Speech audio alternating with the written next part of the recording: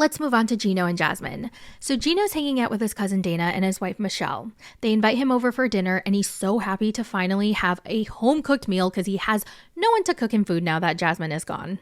Dana asks Gino how everything's going with Natalie and he gets so excited. He's like, oh my God, things are going so good. And he sticks his tongue out like a little kid. He's just like, things are going so good. Well, I mean, things are overall going good with Natalie. Very pretty, she looks. I'm like, bruh, oh my God. So Dana's like, oh, that's great, Gino. She's very pretty. She looks a lot like Jasmine. And Gino's like, you think so? I don't really see it. And Michelle's like, she looks exactly like Jasmine, Gino. Oh, well, I guess I can see that a little bit, but guess what? I have some great news. I invited Natalie to Michigan so she can meet you guys. I decided that I wanted to invite Natalie to Michigan. And Michelle's like, huh? Meet me? You'd like her to meet me? Yeah, why not? Oh, okay. Yeah, sure. I mean, it's just a little awkward because I'm very close with Jasmine. Now, Gino understands they're very close with her, but he's hoping they'll be open to accepting Natalie. Gino's been through so much. He deserves true love. He also lets him know that he had a conversation with Jasmine and he asked her for a divorce, and they're shocked. And I told her I want a divorce. Wow.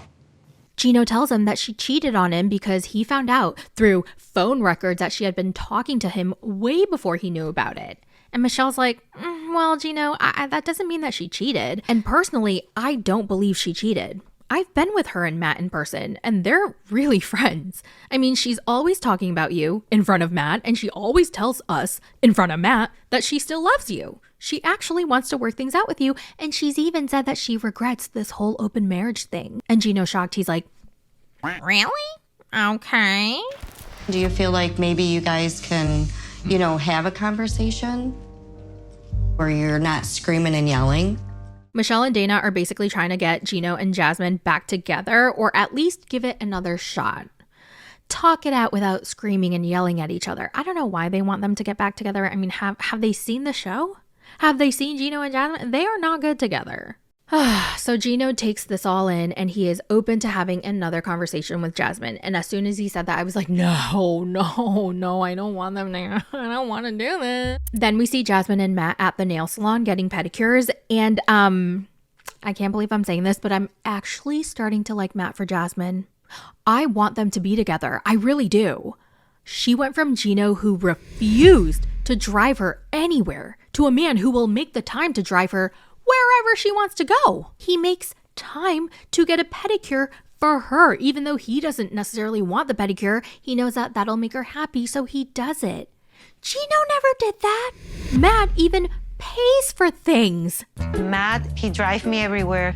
He prefers to make the time to drive me wherever I want to go. And he takes me to do my nails. He not only pay for my nails, but he waits until I'm done by my side, and he is always the one that helps me to pick up the color. Gino never paid for anything. She had to beg and beg and beg and beg. She went from a loser to a winner. I mean, we don't know if Matt's a true winner, but like compared to Gino, he's a winner. But she's still in love with a loser. She still Mrs. Gino. She still wants things to work with Gino. Oh my God. I could never understand why, but I truly believe Jasmine is in love with Gino, or she loves Gino. Like, no one can convince me otherwise. So as they're getting their toes done, Jasmine starts talking about Gino and Matt tenses up. You can tell Matt is so over this whole Gino thing. He doesn't want to talk about Gino, and he doesn't even understand why Jasmine is holding on to that loser freak. He's like, ugh, we really got to talk about that loser again. He called me up recently and he was so nice to me and he wants to meet me in person again. Ugh, I don't understand why you're trying again with Gino. Remember, he threw all your shit out in the parking lot and left you there in the rain? You don't remember when he threw all your out in the rain in that parking lot? Yeah, but I think he might want to apologize this time and maybe things will work out and we'll get back together again. Matt is not happy. He hates Gino. He wants Jasmine all to himself. Why This you is a look- very relaxing conversation. Thank you. By the way, I really do think Matt likes her. Like, I really do. When we first met him on the show, his facial expressions and his body language threw me off, and it made me think that he was so done with her and he was so annoyed. But no, I think it's because he's awkward in front of the cameras. He doesn't know how to act in front of the cameras. Reality TV isn't his thing. Jasmine is seasoned. Gino is seasoned. They are veterans.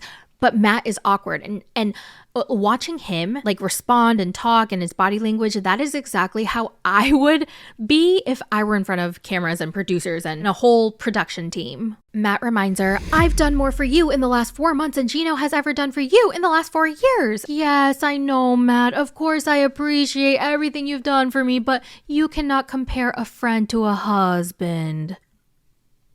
Ouch. Damn, that was like a knife stab to his heart. Look at Matt's face. He looks horrified. He looks sad. He looks distraught. I don't know what you want me to say this. Okay. He really likes Jasmine.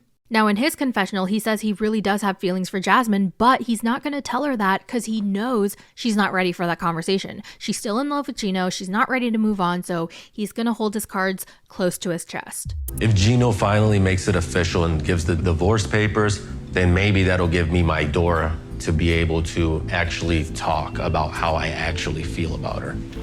But he tells her, Gino doesn't care about you. He's never going to change. At some point, you have to move on. Every time you meet with him, it ends badly. I know, but he's my husband, Matt, okay? And I need to try. I need to try to work things out. So what do you want me to do? I mean, it's my husband, and I have to try to fix this marriage. Whoa, poor Matt.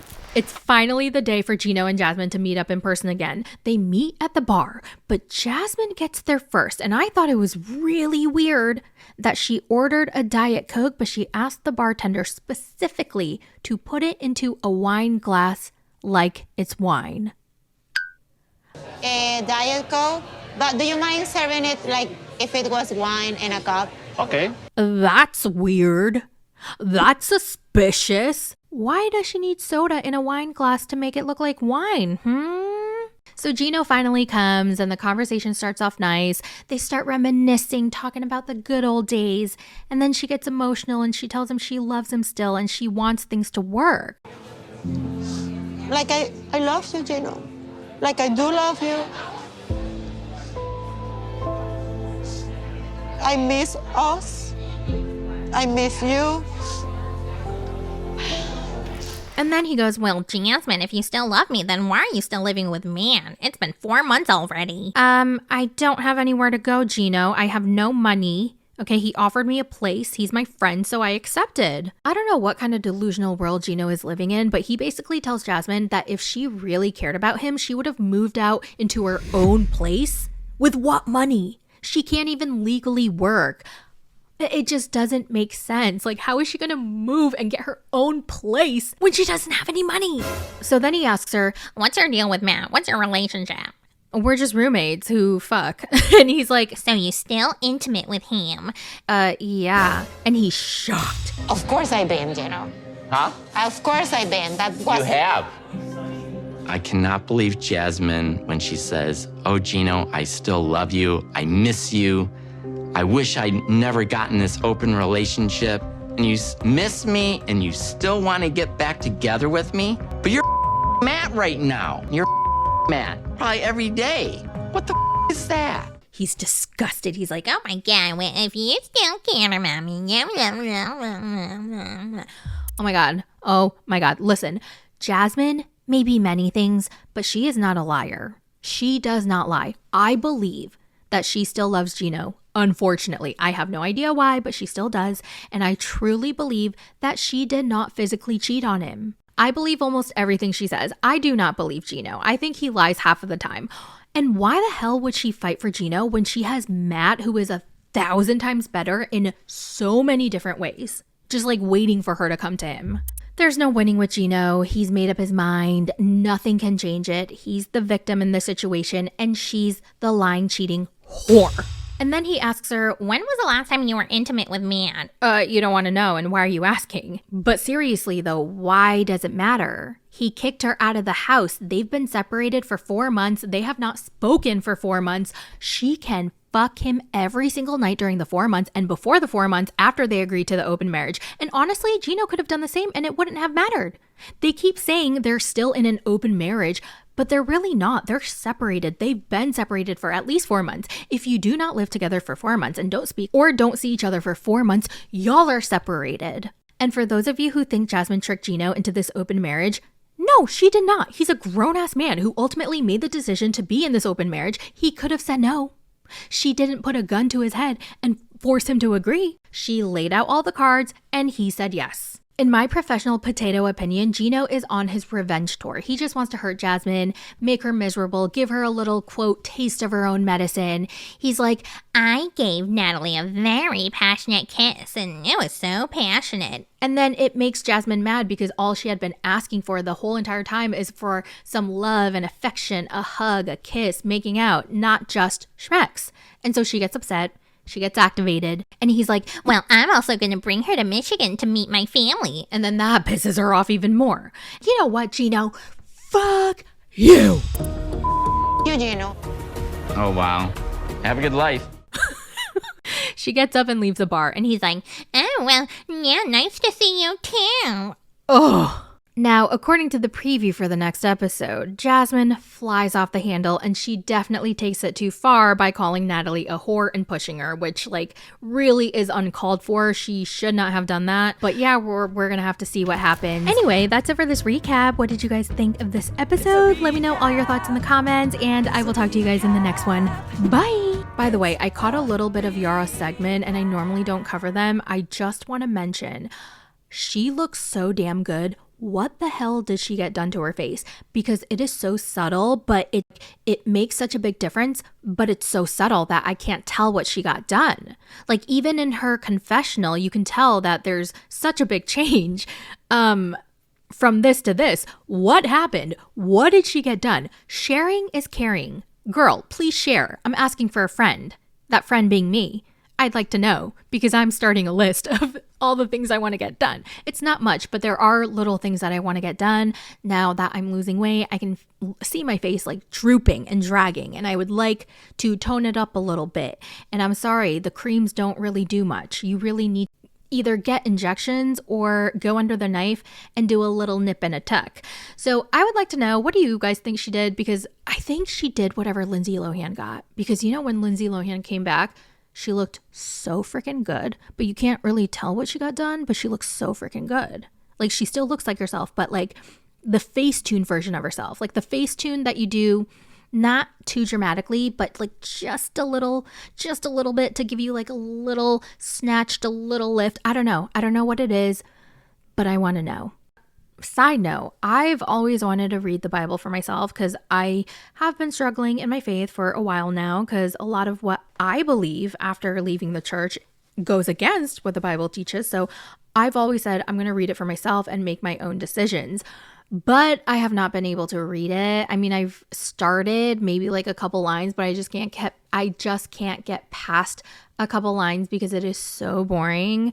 I don't understand why they don't have a teeny bopper dramatic romance version of the Bible. Wouldn't that be so fun? Oh my God, you know what? I'm going to ask ChatGPT to do it. I know that's going to be an unpopular opinion, but I feel like that's a good use of AI, especially given I have been looking for a teeny bopper Twilight version of the Bible and I have not been able to find it anywhere. So that's what I'm going to do.